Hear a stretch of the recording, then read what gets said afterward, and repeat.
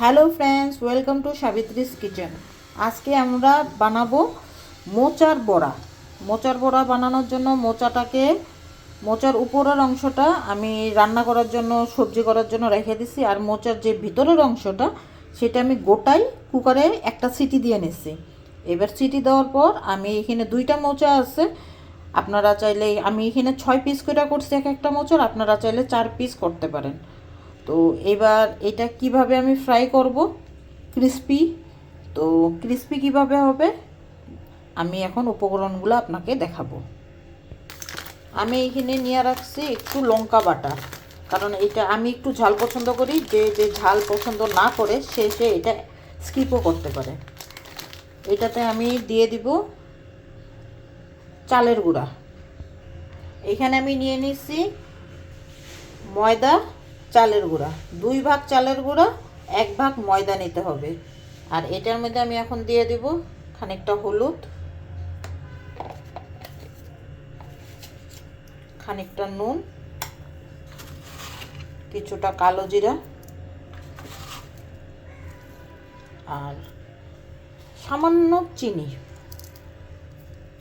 এবার অতি অবশ্যই যেটা এটার মধ্যে মেন যাবে সেটা হলো খাওয়া সোডা।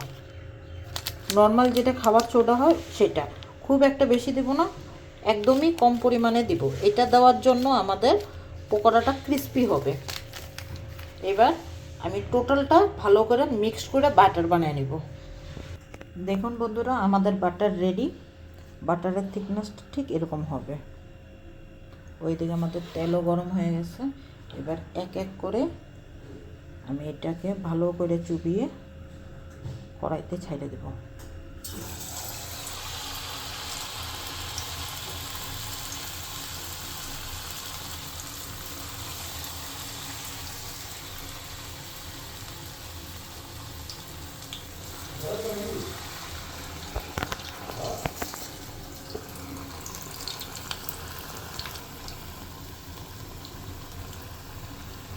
এবার এইভাবে এই বাটারটার মধ্যে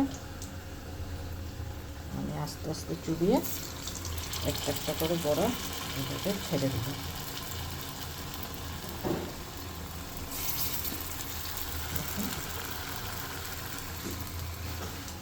এই বাটারটা এরকম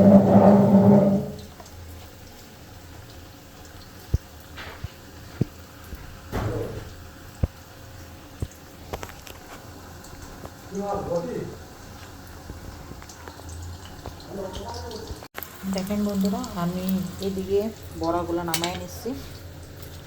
বড়াগুলো খুবই ক্রিস্পি হচ্ছে। আমি এটা ভেঙে দেখাচ্ছি আপনাকে।